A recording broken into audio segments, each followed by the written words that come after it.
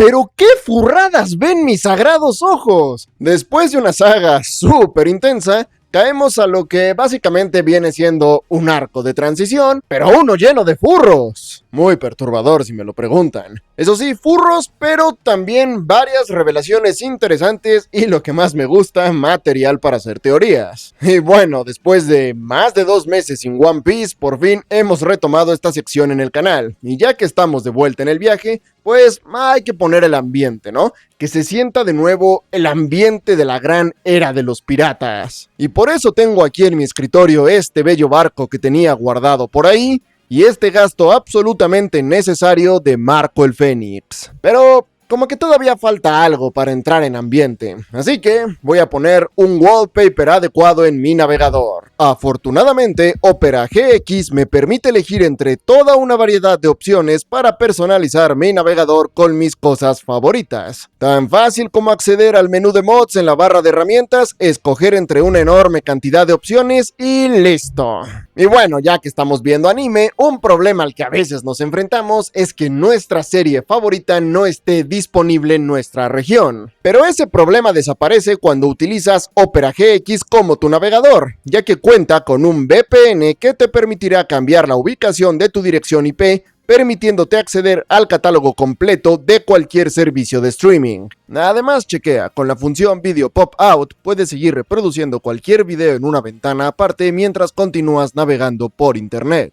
Y ya de paso, Opera GX también quita todos esos molestos anuncios que fastidian tu experiencia en internet. Tan solo activa el bloqueador de anuncios y olvídate de esos pop-outs invasivos y las interrupciones molestas. ¿Qué? ¿Aún no te cambias porque ya tienes un montón de cosas guardadas en tu viejo navegador?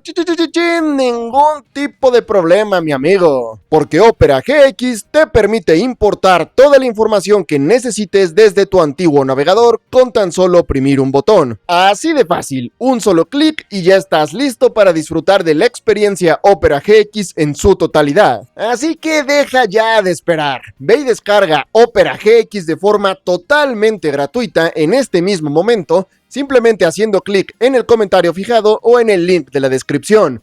¿A qué estás esperando? Muchísimas gracias a nuestros amigos de Opera GX por patrocinar este video. Y ustedes también deberían agradecerles, ya que en realidad yo pensaba sacar este video hasta el siguiente mes. Pero la gente de Opera GX me dijo, papá, dele con ese video que queremos más One Piece. Así que, éanos aquí. Hablemos del arco de Zou. Así que furros en One Piece, ¿eh? Eso quisiera decir que no lo vi venir, pero la verdad es que considerando lo bizarros que son todos los diseños acá, lo raro es que no hayan aparecido antes. Pero independientemente de las fijaciones que sé que algunos de ustedes tienen, y por supuesto que los juzgo por eso, el arco de Zou me parece bastante interesante, no tanto por lo que ocurre en él, sino por las cosas que se nos revelan. Y es que para empezar, este arco funciona de manera diferente a la mayoría de sagas en One Piece. Y es que en One Piece normalmente lo que ocurre es que la tripulación llega a una isla donde se vive una aventura, enfrentan a un enemigo y lo de siempre básicamente. Pero acá la cosa es diferente porque aquí, al momento en que la tripulación llega a la isla de Zou, toda la aventura, toda la pelea y todo el desmadre ya terminó, ya ocurrió. Y esto es un concepto que me agradó. Me gusta que en el mundo ocurran cosas aun cuando los protagonistas no están involucrados, porque esto hace sentir a todo el mundo mucho más vivo, mucho más grande. Hace que la obra deje de ser una aventura que solo existe para ver lo que hace el protagonista, y lo convierte en una historia mucho más completa y mucho más viva. Y bueno, para hablar de lo que sucedió aquí, hay que dividirlo en dos partes. La parte de Kaido y los samuráis, y la parte de Sanji y Big Mom. Comencemos por Kaido. Y bueno, es que recordemos que todo esto de ir a tumbar a Doflamingo en realidad no era más que un paso en lo que viene siendo el objetivo final, lo cual es derrotar a Kaido. Pero visto lo visto, Luffy y compañía están muy lejos de llegar al nivel de un emperador. Porque aquí conocimos a Jack, un tipo que tiene una recompensa de 1.000 millones o 1 billón, como le quieran decir. Y a ver, ya sé que las recompensas no son tal cual una escala de poder, pero sí podemos considerarlas como el nivel de amenaza que el gobierno le asigna a cada pirata. Y sabiendo que Luffy tiene 500 al final de Dressrosa y este tipo Jack tiene 1.000, Eso significa que deberíamos considerarlo como alguien que es a lo mínimo el doble de peligroso de lo que es Luffy actualmente. Y este señor no es el emperador, es solo un subordinado, es decir, Kaido está todavía bastante por encima de este señor. Y viendo que Luffy para derrotar a Doflamingo necesitó la ayuda de Trafalgar Law y de toda la maldita isla de Dressrosa, entonces lo que esto me hace concluir es que Luffy ni de chiste podría vencer a Jack en una pelea, y por lo tanto tiene que ser una mosca comparado con Kaido y el resto de emperadores. Y hablando de Doffy, voy a hacer una aclaración porque al parecer hubo muchos ofendidos en el último video de Dressrosa porque dije que Luffy ni con el G4 le ganaba a Doflamingo. Y amigo, eso no es mi opinión, eso es literal lo que pasó. Luffy peleó utilizando el G4 y perdió, quedó noqueado, se tuvo que meter toda la isla a protegerlo mientras se recuperaba, mientras Doflamingo seguía vivo y consciente. No, pero que Luffy pegaba más duro con el G4. Ajá, Luffy con la cuarta marcha era físicamente más poderoso que Doflamingo, pero no lo suficiente como para derrotarlo antes de que se le acabara el tiempo de la transformación. De nada te sirve superar a tu rival durante un par de minutos si al final igual no puedes derrotarlo antes de que se te acabe ese poder. La gente que cree que Luffy era más poderoso que Doflamingo en Dressrosa solamente porque el Gear 4 lo superó durante un breve momento, necesitan ver Dragon Ball Z para que aprendan por qué más fuerza bruta no significa ser el peleador superior. Y eso por no hablar de que Doflamingo peleó contra el Gear 4 estando gravemente lastimado por el ataque de Trafalgar. Pero bueno, a lo que íbamos, Kaido, Jack y la isla de Zou. ¿Qué hacían los piratas de Kaido en la isla de Zou? Pues resulta que estaban buscando a un guerrero de Wano, al cual los habitantes de Zou, con unos huevos del tamaño de planetas, ocultaron a pesar de que los estaban literalmente masacrando y torturando. No dijeron nada. Se mantuvieron firmes en esconder a su aliado. Y es que resulta que la isla de Zou y la tierra de Wano tienen una especie de alianza por parte de sus líderes. Y es que los reyes de acá, el rey perro y el rey gato, resulta que eran sirvientes o aprendices o algo así del que era el anterior gobernante de la tierra de Wano. ¿Y quién era este señor? Pues nada más y nada menos que otro miembro de la tripulación de Goldie Roger.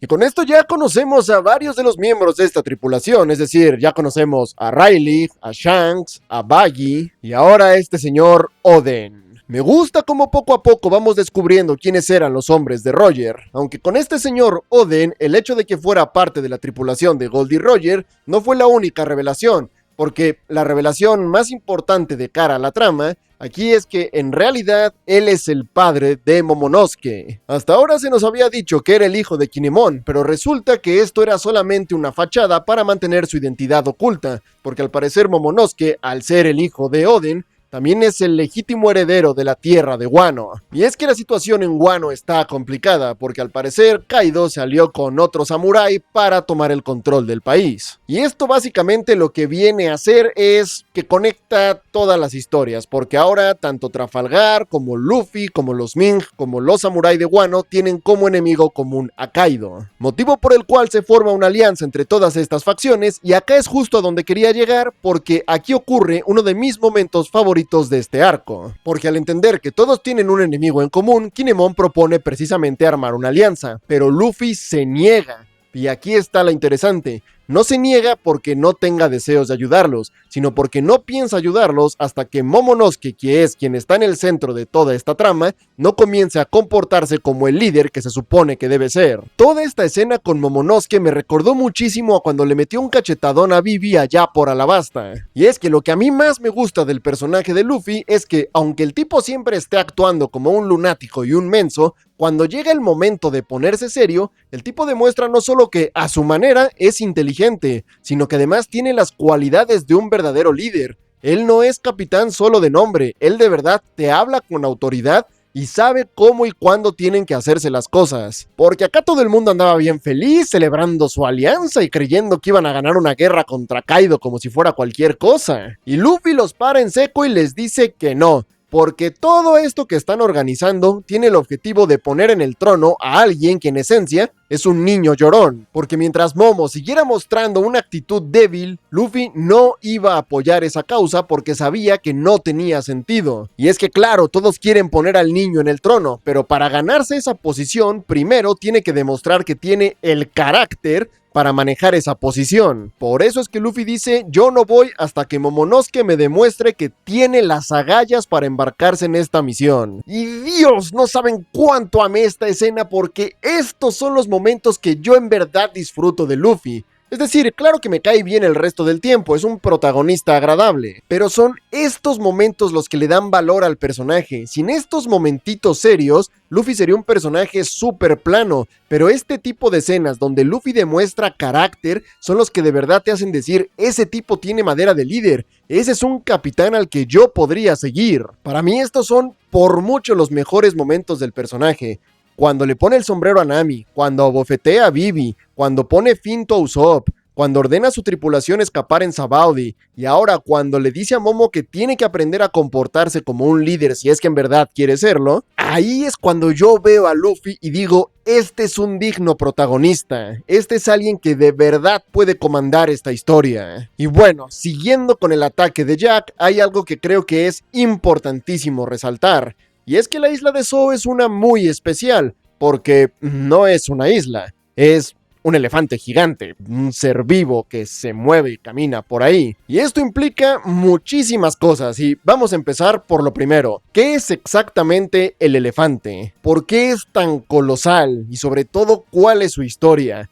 Se nos dice aquí que tiene más de 1000 años y esto significa que es más viejo que el siglo vacío, porque se supone que el siglo vacío fue hace 800 años, y este elefante para ese entonces ya tendría que tener 200 años. Pero más importante aún, vemos que no solamente es un animal gigante y longevo, sino que tiene una inteligencia, porque el elefante es capaz de comunicarse con Luffy y con Momonosuke. De Luffy ya habíamos visto que era capaz de escuchar la voz de los reyes marinos, y el elefante siendo un animal gigante pues podríamos ponerlo quizá en la misma categoría. Sin embargo, Luffy, aunque puede escuchar sus voces, no es realmente capaz de comunicarse ya que no puede responderles, al menos por ahora. El que sí puede es Momonosuke. Y acá la pregunta es, ¿a qué se debe que algunos individuos tengan esta habilidad? La otra persona que tenía control sobre algunas criaturas fue Hirakoshi, y se nos dijo que ella era el Poseidón. Lo que me hace preguntarme, ¿será que Momonosuke también podría ser otra de estas armas ancestrales? Yo teoricé en Isla Gyojin que las armas ancestrales en realidad no eran objetos como armas tal cual, sino seres vivos que de algún modo habían reencarnado. Y diría que Hirakoshi, si es la reencarnación del Poseidón, ¿será que Momonosuke podría ser la reencarnación de el Plutón o el Urano? No me acuerdo cómo se llamaba la otra de las armas. Es decir, ya vimos que tiene una habilidad similar, así que podría ser, es una posibilidad. Pero aún así, me parece que esto del elefante es quizá incluso más raro que lo de Hirakoshi. Primero, porque el elefante es claramente más grande que los propios reyes del mar. Y segundo, porque el elefante nos dice que está pagando una condena. Nos dijo que en el pasado cometió un crimen por el cual fue condenado a caminar sin parar y sin poder hacer nada más que caminar, a menos que alguien le ordene que haga algo más. Por eso no podía defenderse de Jack a menos que Momonosuke le diera la orden. Así que la pregunta es, ¿qué crimen cometió este elefante y qué motivo tuvo para aceptar semejante castigo? ¿O quién fue capaz de imponerle esta restricción psicológica mental? ¿Quién tenía el poder de controlar al elefante de tal manera? A ver, recapitulemos. ¿Qué sabemos del siglo vacío? Sabemos que hubo una guerra entre un reino misterioso, que yo creo que es Skypiea, y una alianza de naciones que acabaron formando el gobierno mundial. Sabemos que había 3 armas extremadamente poderosas, de las cuales una era la princesa Sirena de aquel entonces, y que un tal Joy Boy le hizo una promesa a esta princesa, la cual no pudo cumplir. Oficialmente, eso es lo único que sabemos. Pero ahora podemos incluir que durante este tiempo también existía un elefante colosal, el cual probablemente durante esta guerra cometió algún tipo de crimen o traición que lo condenó a caminar indefinidamente por el mundo. Si mi teoría sobre que las armas ancestrales en realidad son personas que van reencarnando con el tiempo y Momonosuke es una de estas armas, entonces lo lógico sería pensar que la persona que condenó al elefante fue el antecesor de Momonosuke. Y suponiendo que esto es verdad, entonces la pregunta que quedaría es ¿cuál fue el crimen de este elefante? Pues, dado que todo indica que durante la guerra que ocurrió en el siglo vacío, el tal Joy Boy fue derrotado, no vería sospechoso que este elefante estuviera peleando en el lado de Joy Boy y fuera un traidor que más tarde se arrepintiera o fuera castigado por esta traición. Pero claro, también puede ser lo contrario. Puede ser que el elefante estuviera del lado de lo que más tarde se convertiría en el gobierno mundial y fueran estos quienes lo castigaran a caminar indefinidamente. En cualquier caso, el elefante debe de haber jugado un papel bastante importante en esta guerra, ya que sobre su lomo no solamente lleva una ciudad entera, sino que lleva un poneglyph, pero no cualquier poneglyph, lleva uno que es de color rojo. Y con esto se nos revelaron dos cosas muy interesantes. La primera, que los poneglyphs fueron creados por la civilización de Wano. Lo cual, si lo piensan, tiene mucho sentido porque Wano se nos dijo primero que no pertenece al gobierno mundial y segundo, que es una nación aislada que no tiene contacto con el resto del mundo. Por lo que si alguien quería crear estos objetos que van en contra de lo que desea el gobierno mundial, entonces el creador tenía que ser un organismo ajeno al propio gobierno. Y bueno, dado que se ha confirmado que toda esta guerra contra Kaido va a concluir en Wano, entonces tengo todas mis esperanzas puestas en que una vez lleguemos a esa isla, se nos va a revelar un montón de lore y de información sobre los poneglyphs. Pero aún con eso no fue lo más interesante sobre este poneglyph, ya que este es uno de color rojo. ¿Y qué tiene de especial que sea rojo? Pues resulta que mientras todos los demás poneglyphs que contienen X información son grises, los rojos contienen una información muy específica, que vienen siendo las coordenadas de Laugh Tale, la última isla del Grand Line. Y a ver, acá la explicación estuvo un poco confusa, así que la voy a decir tal como yo la entendí. Los Log Posts te van guiando a través de las distintas islas del Grand Line. Sin embargo, no puedes llegar a Laugh Tale siguiendo solamente el Log Post. Necesitas la información que contienen estos poneglyphs. Cada uno de estos poneglyphs tiene unas coordenadas que al juntarlas te revelan la ubicación de Laugh Tale. Entonces acá hay varias posibilidades. La primera es que si tú simplemente sigues los Log Posts, tarde o temprano vas a llegar a una isla que es la última a la que estos aparatos te pueden llevar, pero que no es Laugh Tale. Y una vez ahí, tendrías que conseguir las coordenadas de los poneglyphs rojos para poder encontrar la ubicación de la última isla. Sin embargo, la cosa debe ser más compleja, ya que también se mencionó que Laugh Tale en realidad no está en el Grand Line, sino que está en un mar que se encuentra más allá, después. Así que Laugh Tale está en un mar distinto del Grand Line, pero al cual solamente se puede llegar al terminar la ruta. Por lo tanto, sabemos que no está en los mares ni del norte, ni del sur, ni del este, ni del oeste.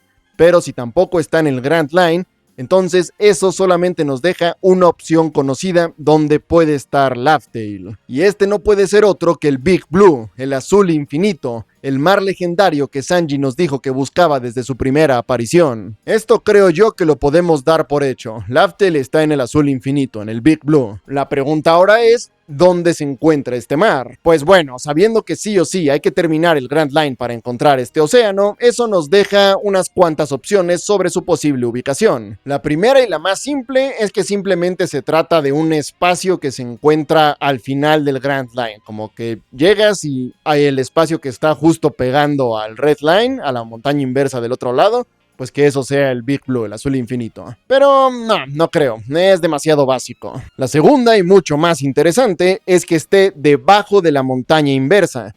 Es decir, después de completar el recorrido, sí o sí hay que volver al punto de origen. Por lo cual, tarde o temprano tenemos que llegar al Red Line en la zona de la montaña inversa, pero del otro lado. Y ahí posiblemente haya una entrada hacia debajo de la montaña donde se encuentre el mar legendario y por lo tanto Laugh Tale. Pero hay una tercera opción, y es que sabiendo que Skypiea, al menos según mis teorías, tuvo una importancia mayúscula y es este reino misterioso que hubo en la guerra del siglo vacío, es posible que el azul infinito en realidad se encuentre en el cielo, sea un mar de nubes como el de Skypiea y que este Big Blue esté justo encima de la montaña inversa. De esta manera los poneglyphs rojos, más que contener las coordenadas exactas del Laugh Tale, contendrían una especie de de instrucciones sobre cómo acceder a este mar en el cielo. O tal vez no exactamente en el cielo, porque una cuarta opción que es un tanto más fantasiosa, pero dada la naturaleza de esta obra es igual de probable, es que este mar no se encuentre en un espacio físico, sino que esté en otro plano dimensional. Y lo que hagan los poneglyphs rojos, pues básicamente sea abrir el portal hacia el Big Blue. Ahora, sobre los poneglyphs rojos, sabemos que existen 4. Uno ya vimos que está en Zou.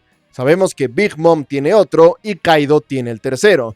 Por lo que la pregunta es, ¿en dónde está el cuarto? Ok, sabiendo que 2 de los emperadores tienen 2 de los poneglyphs, podemos sospechar de los otros 2 emperadores, pero yo descartaría a Shanks, ya que él estuvo en la tripulación de Roger, y por lo tanto, seguramente él ya estuvo en Laugh Tale y ya sabe cómo llegar. No necesita los poneglyphs para hacerlo. Y bueno, podemos suponer que Shanks ya sabe qué es y dónde está el One Piece, por lo que seguramente su objetivo no es conseguir ese tesoro. Shanks debe tener algún otro objetivo que todavía no se nos ha revelado. Otro grupo al que podemos descartar son a los antiguos piratas de Barba Blanca, y es que, como sabemos, a Barba Blanca nunca le importó llegar a Laugh Tale ni obtener el One Piece, por lo cual no tendría motivos para conseguir estos poneglyphs y por lo tanto ninguno de sus subordinados debería tener uno. Entonces el último candidato a tener el cuarto poneglyph sería Barba Negra, pero si este señor lo tuviera yo creo que ya todo el mundo lo sabría. Así que no creo que Barba Negra lo tenga todavía.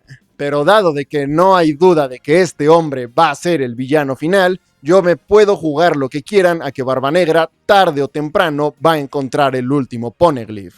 A estas alturas me parece que ya es evidente que la batalla final será Luffy contra Barba Negra en Laugh Tale. Aunque si hay un personaje que seguramente sabe dónde está este poneglyph y podría ser aquel que nos revele dónde está y probablemente el que nos lleve hacia él, ese es Baggy, quien por cierto ahora tiene tremenda empresa de mercenarios, ¿eh? El señor Mentalidad de Tiburón es otro que también fue miembro de los piratas de Roger y por lo tanto debe tener todo este conocimiento sobre los poneglyphs, sobre Laugh Tale y sobre cómo llegar ahí. Así que no veo raro que él tarde o temprano cobre importancia para ser el que nos revele toda esta información. Pero bueno, suficiente de hacer teorías de algo que va tan a futuro. Hagamos teorías de algo que debería estar más próximo. Y es que hay otra cosa que todavía no menciono sobre el elefante.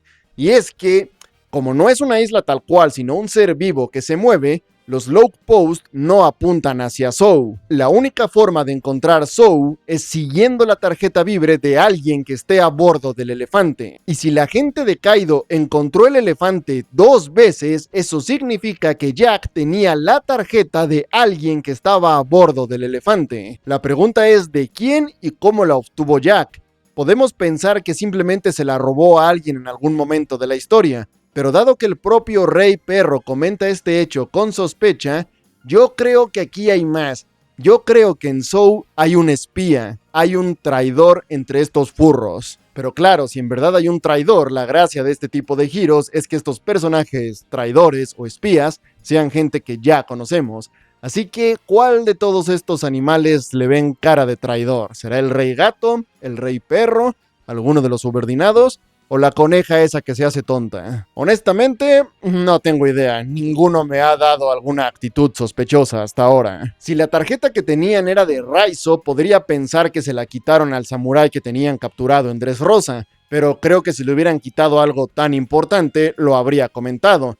Además de que si tuvieran la tarjeta de Raizo, Jack no tendría que estar preguntando dónde se esconde. Incluso en la isla podría continuar siguiendo la tarjeta hasta llegar a donde lo tenían guardado. Por lo que, de momento, no tengo ningún sospechoso. Tendré que seguir viendo a ver si alguien empieza a comportarse de manera extraña. Y bueno, para terminar con Jack, el tipo tuvo las bolas o la estupidez de intentar atacar un barco donde iban Fujitora, Sengoku y la otra anciana de la marina, que también se ve que es bastante potente.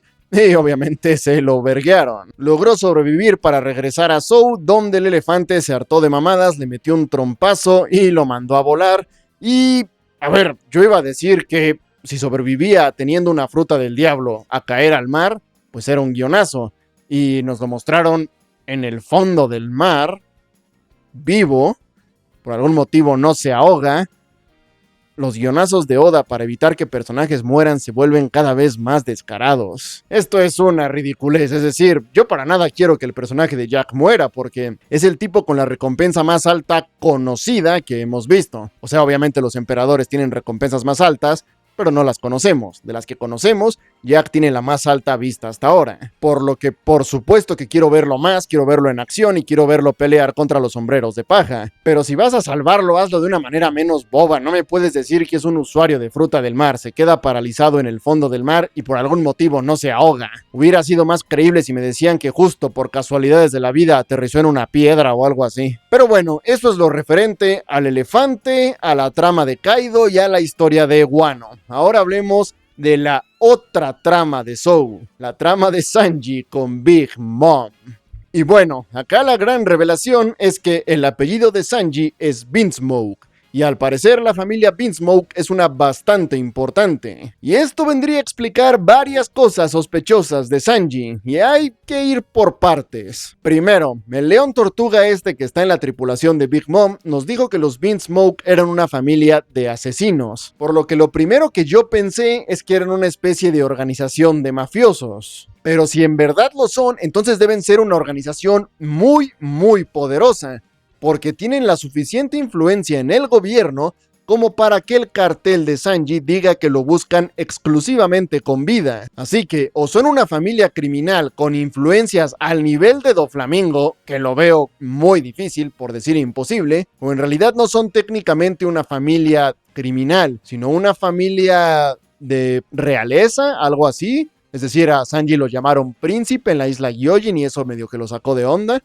Y él mismo se hizo llamar príncipe en la saga de Alabasta. Entonces tendrían que venir a ser una especie de familia que sí sea legal, por decirlo, de la realeza de algún país y que por algún motivo ahora está haciendo tratos con un criminal como lo es Big Mom, lo cual no creo que sea algo que el gobierno mundial apruebe, por lo cual si son familia de realeza, tienen la bastante influencia como para tenerle la potestad de pedir al gobierno mundial que haga que a Sanji no lo busquen muerto, lo busquen exclusivamente vivo, por lo cual pueden ofrecer una especie de amnistía a Sanji, solo por ser parte de esta familia, pero a su vez hacen tratos con los emperadores piratas, los principales enemigos del gobierno mundial. Esto sumado a su descripción como asesinos, nos dice que no solamente son una familia muy influyente en el gobierno mundial, sino que son severamente corruptos. Y por último, la segunda cosa interesante que me parece es que se nos había dicho que Sanji era del Mar del Norte, esto se nos dijo desde el principio de la serie, pero ellos lo conocieron en el Mar del Este, lo que significa que él en algún momento tuvo que cruzar el Red Line, la línea roja, a pie. Esto es algo que a mí pues simplemente me parecía algo obvio, algo evidente y nunca le di importancia. Pero aquí se mencionó que el viaje para cruzar el Red Line es uno extremadamente peligroso. Y eso me llama la atención porque exactamente qué hay en la línea roja, qué hay en el supercontinente que divide al mundo, que hace que sea tan peligroso cruzarlo por tierra. Así que díganme, ¿debo esperar alguna revelación interesante sobre el Red Line? Que si es el caso no me digan cuál es la revelación. ¿O simplemente el autor exageró esto para hacer parecer que Sanji pasó una odisea cuando era niño? Sea como sea, creo que los Vinsmoke tienen que ser unas personas extremadamente peligrosas, ya que cuando a Sanji le dijeron que Big Mom lo estaba invitando a su fiesta del té, este no dudó ni un segundo en rechazarla, mostrando que a pesar del inmenso poder que tienen los emperadores, no le generan un miedo. Sin embargo, cuando se enteró de que su familia también estaba involucrada en este asunto, no solamente aceptó ir con ellos, sino que se aseguró de sacar a sus compañeros del peligro. No quiso llevarlos como apoyo, no les pidió que lo fueran a ayudar, no dijo que le fueran a avisar a Luffy para que los asistieran, nada de eso. Y entiendo la idea de querer resolver sus propios asuntos por sí mismo. Eso es algo que esta obra marca bastante y hasta ese punto lo entiendo. Pero aquí Sanji se le veía asustado de involucrar a la tripulación en este asunto. Por lo que la conclusión que saco es que él sabe que los Vinsmoke pueden ser ridículamente peligrosos y por eso está intentando sacar a sus amigos de la zona de peligro. Aunque claro, supongo que para descubrir todo esto tendré que esperar a la siguiente saga, que es Whole Cake. Y acá hay algo que me parece bastante interesante, porque todo, desde Punk Hazard, todo lo que fue la saga de Dressrosa, se nos construye que el villano al que estamos buscando derrotar es Kaido. Sin embargo, acá este asunto de Sanji viene a interrumpir esta saga de Kaido. Pero no se trata de una simple misión secundaria, porque el enemigo que se está presentando es otro de los emperadores, Big Mom, que podemos asumir que está más o menos al mismo nivel de amenaza que Kaido. Entonces, podríamos suponer que antes de pelear contra Kaido, tendríamos que pelear contra Big Mom. Pero yo no veo ni a Luffy, ni a Trafalgar, ni a ninguno de los personajes que los acompañan con el nivel suficiente para enfrentarse a ninguno de los emperadores. Así que mi teoría es que Big Mom no va a ser derrotada en Whole Cake. Lo que yo creo que va a pasar es que van a ir a la boda de Sanji, lo van a rescatar y van a pelear contra alguien, pero probablemente sea solamente uno de los oficiales de Big Mom. Y después de rescatar a Sanji, se van a dirigir a Wano para reunirse con los demás, pero Big Mom obviamente va a estar ofendida, va a estar atacada y buscando venganza porque interrumpieron sus planes en Whole Cake. Por lo cual yo creo que una vez que rescaten a Sanji y se dirijan a Wano, Big Mom los va a ir siguiendo y cuando lleguen a Wano va a haber un triple choque entre la alianza de Luffy y Trafalgar con Kaido y con Big Mom. Dos emperadores contra la alianza de Luffy. O sea que en Wano se va a armar una guerra pero absolutamente monstruosa. Wano va a ser el nuevo Marineford porque el nivel de poder que se va a manejar en esa zona va a ser una absoluta barbaridad. Con la diferencia de que esta vez Luffy ya va a estar un poquito más a la altura de las circunstancias. Porque en retrospectiva, viendo lo que he visto ahora, es increíble lo por debajo de la escala de poder que estaba Luffy en Marineford. Ahí había puro monstruo, pero puro titán, y Luffy era una hormiguita comparado con los que estaban en esa guerra. Y ya que hablamos de Marineford y del gigantesco conflicto que se está preparando en la guerra de Wano, hay que hablar de un personaje que me encanta que va a regresar. Y es que el Rey Gato dijo que iba a ir a buscar a Marco el Fénix para que los ayudara en la pelea contra Kaido. Y bueno, si vieron mi video de Marineford, recordarán que Marco es un personaje que personalmente me encantó, me gustó mucho, me encantaron sus poderes, me encantó su personalidad, disfruté mucho del personaje de Marco, por eso hice un gasto bastante irresponsable en su poderosísima figura, ¿qué figurón? Chulada, ¿a poco no? Y bueno, Marco era la mano derecha de Barba Blanca, por lo que es uno de los personajes más poderosos que hemos visto, y de hecho, si acepta unirse a esta alianza, a menos que Luffy consiga un power-up místico por ahí, pues yo diría que de los personajes que están formando parte de la alianza en este momento, Marco sería el más poderoso de todos, y probablemente el único capaz de medirse las caras, ya no digamos con Kaido, sino con sus oficiales. Y pues nada, me emociona ver a Marco de nuevo, es un personaje que me gustó en su breve aparición y quiero ver más de él. Pero hablando de personajes que podrían unirse a esta alianza, y de hecho yo creo que tendrán que hacerlo quieran o no, está el caso del Capitán Kidd. La última vez que vimos a este señor, Kaido le cayó literalmente del cielo, y ahora vemos que Kaido lo tiene capturado. Además parece que fue traicionado por el Brazos Largos y aunque no sabemos nada sobre el brujo, es probable que también lo haya traicionado. Así que mi teoría es que cuando lleguen a Wano, la alianza de Luffy y Trafalgar va a rescatar a Kidd y este no tendrá otra opción más que unirse a la alianza, por lo cual tendremos una pelea entre Luffy, Trafalgar y Kidd contra Kaido y tal vez Big Mom. No creo que Big Mom se alíe con Kaido porque ya dos emperadores aliados sería demasiado poder, no podrían contra eso. Pero creo que va a ser una especie de pelea a tres bandas entre Kaido contra los tres principales integrantes de la peor generación contra Big Mom. Va a ser un choque monumental. De verdad, ya estoy teniendo bastante hype por Wano. No solo porque he escuchado el nombre desde antes de que empezara a ver One Piece, sino porque todo lo que me están construyendo me dice que ahí se va a venir una guerra, pero absolutamente masiva. Y bueno, ya para ir cerrando este video, hay que hablar de todas las otras cosas que se nos revelaron por ahí.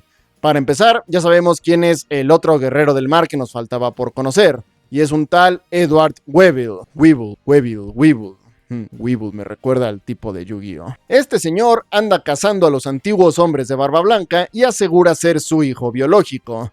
Pero esto se ve a leguas que es falso.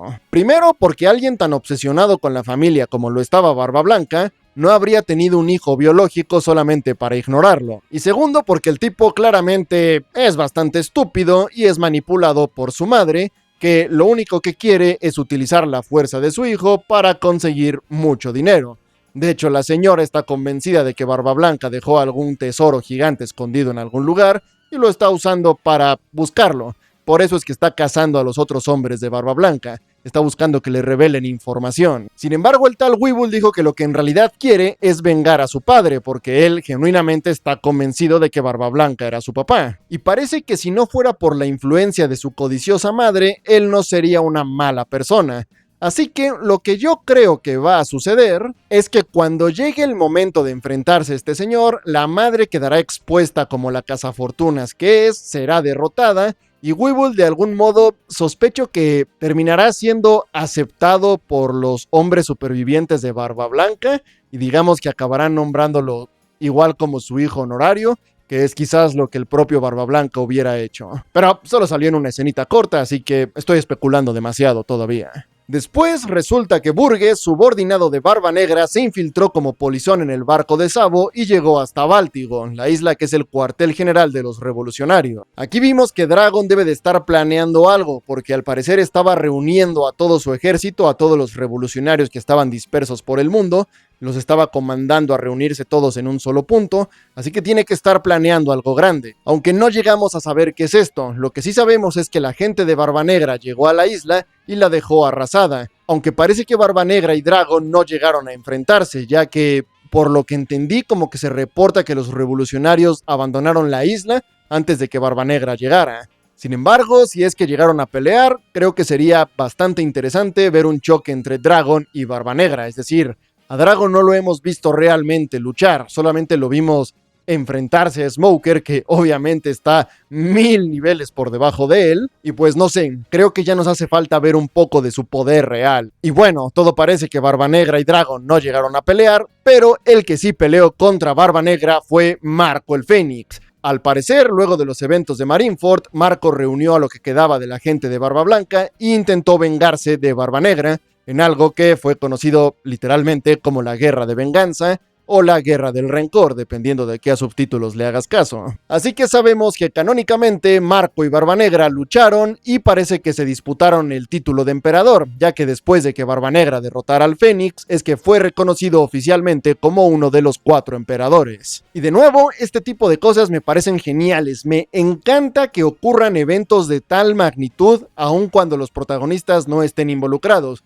Eso sí, me gustaría que nos dieran al menos una breve animación de cómo fue este combate. Creo que está padre que tengamos estos combates que son de trasfondo, que le agregan lore al mundo, como fue también el de Aokiji contra Kainu, pero, a ver, creo que a nadie nos molestaría que nos dieran 10 segundos de animación de ver cómo fue la pelea. Y bueno, siguiendo con otros temas, otro personaje que ahora se unió a Big Mom y que de hecho fue quien secuestró a Sanji es Capone, el de la peor generación. Y debo decir que me pareció un muy buen villano. A ver, obviamente no sabemos nada de él, pero su breve aparición me gustó mucho la presencia que tiene. Creo que tiene la actitud correcta, es un tipo que sin ser de los más poderosos, es una presencia que impone porque parece un tipo astuto, rudo, que hace lo que tiene que hacer con tal de cumplir la misión, que puede ser lo bastante astuto para chantajear a alguien.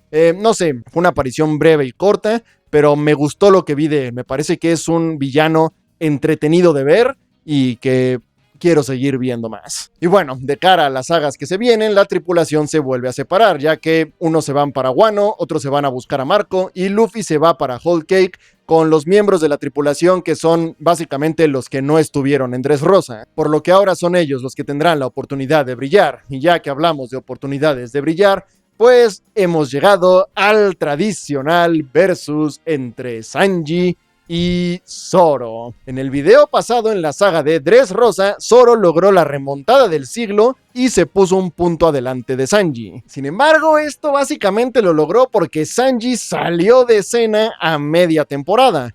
Pero acá ambos estuvieron, no juntos, ya que lo que vemos de Sanji es un flashback y Zoro está en vivo, pero realmente Zoro solo vino a Zou a escuchar la historia y Sanji fue el que tuvo participación.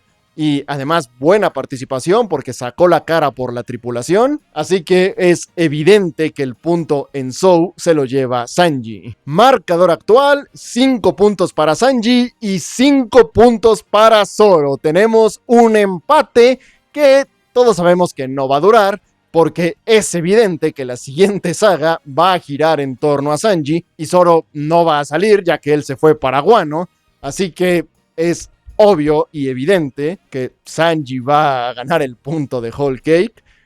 Pero bueno, todavía no la vemos, así que quién sabe, capaz la cagan y hacen algo que no me gusta, pero de momento es evidente que Sanji va a volver a remontar. Sin embargo, yo tengo fe en que Zoro va a tener su momento de gloria en Wano. Y es que, a ver, es la tierra de los samurái y Zoro es un espadachín que usa katanas. Si hay un momento para que Zoro tenga la mamá de los power-ups, ese es en Wano. Pero eso lo veremos en el futuro. Por lo pronto, antes de irme, lo último que quiero comentar es que nos dejaron ver un preview de lo que imagino que será otra saga al futuro, que es la reunión esta de Reverie, la pronuncian de formas muy raras. El punto es que solamente vimos a los distintos líderes del mundo preparándose para emprender el viaje, entre ellos algunos viejos conocidos, de los cuales el que más llamó mi atención sin duda fue Vivi, la princesa de Alabasta, aunque no tanto por ella, es decir, ella es un personaje que me gusta, que disfruté su interacción con los sombreros de paja, pero realmente lo interesante acá fue ver al rey de Alabasta, que está muy envejecido. El tipo envejeció como 10 años en tan solo 2. Ponle que 3 si consideramos que entre Alabasta y Marineford logró pasar un año, pero ¿qué onda? El tipo no solo se ve viejo, sino que está en silla de ruedas, así que debe estar muy enfermo. Y el mismo tipo dice que ya se acerca su hora, está moribundo el rey de Alabasta. Ahora, por un lado, Oda no mata personajes, por el otro, cuando los mata es porque su muerte funge a un propósito. En este caso, la muerte del rey de Alabasta debería fungir a que Vivi se convirtiera en reina de Alabasta. Y sabemos que los Nefertari fueron una de las familias fundadoras del gobierno mundial, por lo que a mí me suena que la princesa Vivi en algún momento debería recuperar importancia en la trama. No digo que vaya a ser un personaje recurrente, pero creo que todavía tiene algo importante que hacer. Esto por no mencionar que el poneglyph de su país contiene información sobre una de las armas ancestrales. Además que Vivi es, junto con Jinbe, el único personaje que hemos visto que tiene una invitación abierta a unirse a los sombreros de paja. Dudo muchísimo que Vivi se una a la tripulación, ya que tiene responsabilidades como la nobleza de su país, así que al menos que su tierra sea arrasada y conquistada, no se va a unir a la tripulación. Pero ya que hablamos de personajes con una invitación abierta, no dejo de preguntarme en dónde está Jinbe, porque yo creo que Jinbe sí es uno que sí o sí se va a unir a la tripulación. Y al final de Isla Gyojin simplemente dijo que sí aceptaba, pero que antes tenía que terminar algunos asuntos ahí en la isla, así que yo supongo que en algún momento tendrá que reencontrarse con la tripulación para poder unirse ahora sí de manera oficial. Y bueno, realmente creo que la única razón por la que Jinbe no se unió desde Isla Gyojin es porque en ese momento, a mi juicio, Jinbe era más fuerte que Luffy. Y como que quedaría raro tener un tripulante que sea más poderoso que el capitán.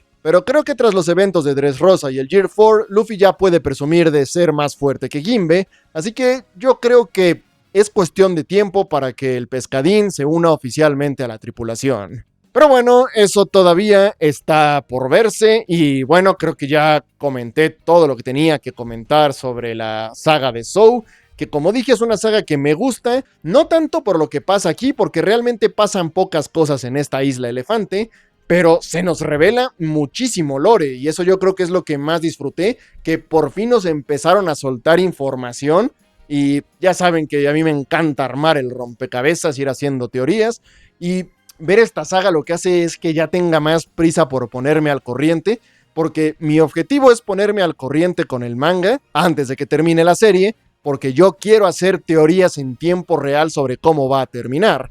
Entonces, estoy pensando que voy a intentar meterle un poco más de prisa a One Piece, además ahora gracias a Opera GX, pues tengo incentivos extra para meterle más prisa. Así que pues nada, eso es todo por ahora. Les agradezco que hayan visto este video. Déjenme sus opiniones en los comentarios. No olviden descargar Opera GX en el link del comentario fijado y en la descripción, ya que eso es lo que ayuda a que estos videos salgan más seguido y que sigan saliendo. Y pues nada, lo de siempre, recuerden suscribirse, darle like, compartir, unirse a mis redes sociales y todas esas cosas. Un saludo a todos y nos vemos en la próxima.